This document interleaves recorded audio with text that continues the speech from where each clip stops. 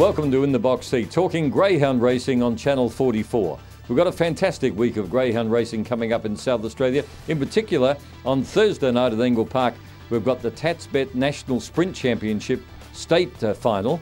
It'll decide the best sprinter to go to Tassie and take on Australia's best later this month. And the same night, we've got the Wrest Point National Distance Championship Final for South Australia, and we'll find out which stayer represents the state over there in Tassie as well. We've also got a big week of coursing with the preludes for the Oaks and the Derby on at Virginia at the weekend.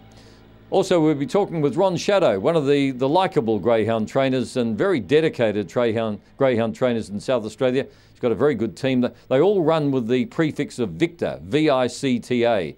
He comes from down at Victa these days after having come from the Riverland. We'll talk to him a bit later on as well on Channel 44 tonight. But as far as what's on this week, the $7,000 state final for the TatsBet National Sprint and the $7,000 state final for the Wrest Point National Distance.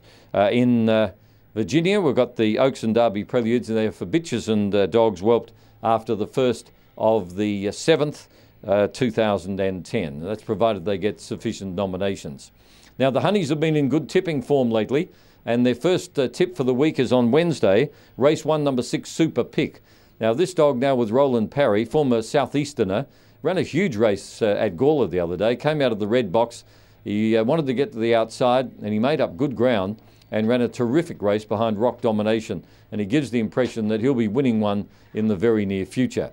As far as their other tip for Wednesday is concerned, they've gone for race 2, number 1, Fire Tyson from Tony Lagana's Good Litter by Emily Carlos out of Avid Willow.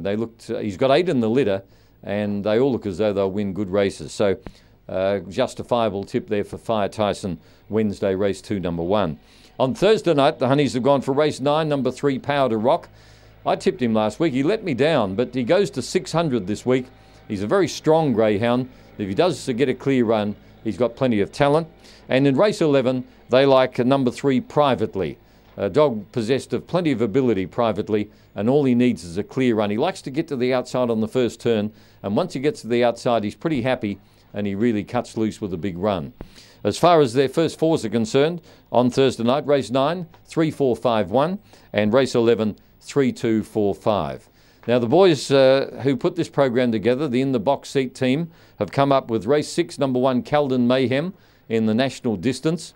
He and Abdon Bale are going to have one hell of a battle. Calden Mayhem was a bit below his best last week. He probably only ran about 35 or 40, and that was 43, 45 or 40. He probably needs to carve a bit off that. Abdon Bale is certainly a justifiable danger to him on Thursday night. It'll be a hell of a good race. And as far as the national sprint's concerned, probably Aston Thomas is going to be the favourite, but if he misses the kick, any one of the finalists could get through. Now, as far as my dogs to watch are concerned, I've gone a little bit wider this week. Race 4 on Wednesday, number 8, What a Innings. I think this was a dog raced by Ricky Ponting in Tasmania. It's only had 1 or 2 runs in South Australia, and I don't think it'll be long before it wins. And I've gone for race 7, number 1, Knocker a Go-Go, and the 388, very fast bitch, drawn the right box, only has to jump, and she'd be a really good thing. On Thursday night, I've gone fairly wide. Race 4, number 7, Cahail Monaro. A bit unlucky last start, and I think he'll get another opportunity Thursday night from a wide draw, which he likes, to win. And I've gone for one at odds in the free-for-all for the night, and that's race 7, number 8, High Crimes. Now, this dog has been a bit disappointing lately from inside boxes, but he seems to be that much better when he gets out wide. He's got more confidence. He doesn't have to worry about dogs around him, and he's got blistering speed for the first 2/3 of the race. So he might be a good each-way chance as well. As far as the best bets are concerned, probably no real specials, but some worth having a few dollars each way on. Ron Shadow will join us next to talk about this wonderful kennel of Victa dogs that he has.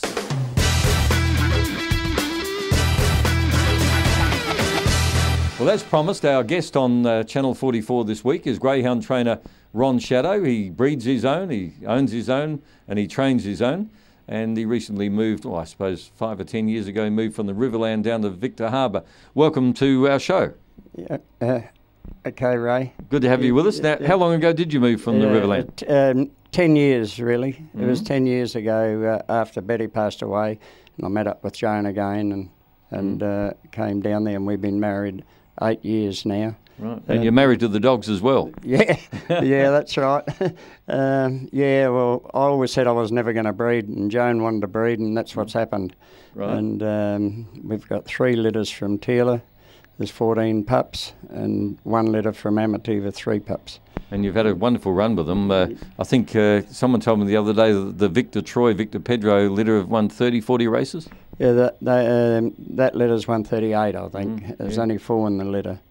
So what did you do in the Riverland? What was your mode of earning a living? I was a farmer actually between Lox and Pinaroo, halfway between, 65 k's from Lox and 65 k's from Pinaroo. And we bought a house behind Elizabeth. We had that for 14 years until the wife passed away, and then eventually sold that. And but we never ever lived there. We only slept overnight and then went home again. With the dogs, yeah. So they tell me you've got a Taj Mahal for greyhounds down at Victor Harbour. Someone said to me that if ever they came back as a greyhound, they'd want you to be the trainer. Is that right? It's all laid on at Victor? It's a beautiful setup. If I was only 20 years younger, it'd be beautiful. Yeah, no, we got 40 acres on the original block, and there's probably 1,500 posts and 300 strainer posts, and a lot of hard work, but it's really good. And 17 main kennels. So you do it just with yourself and the wife? You got helpers? I get another girl that comes in at 6:30 in the morning and helps clean up, and then if I'm late home, she'll come and feed the dogs for me. And another guy comes and helps do a lot of the tractor mowing in the paddocks, because we got to mow all the time. Yeah. So you've got Victor Troy, you've got Victor Sam's another one, Victor Victoria, Victor Pedro. They're all good handy dogs. Yeah. Troy's 120, Pedro's 110, I think, and Tina won again last night. She's won about 6, and then Peter have only just started running because he had that sickness. And that was the first litter. There's 4 in that litter, 4 in the next litter. There's Sam, Victoria, Dora, and of course the fastest one smashed her leg at Gawler.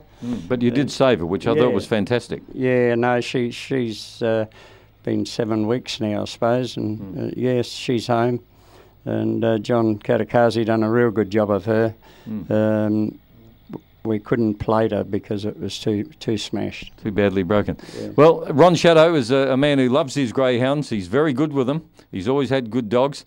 And he's also a good sport, because I give him a bit of stick. I've called him the rifleman because he looks like Chuck Connors, doesn't he? Does anyone out there think he looks like Chuck Connors? You ever had that before? Yes, I have. Well, you're laughing and you're always happy, and he was a pretty popular sort of a bloke. Ron, thanks for being part of our show tonight. That's good. Yeah. Ron Shadow. Thank you very much. Ron Shadow there with his Victor dogs, and we do thank him for being on our program. Don't forget, for all of your greyhound information, grsa.com.au, or simply stay on Channel 44.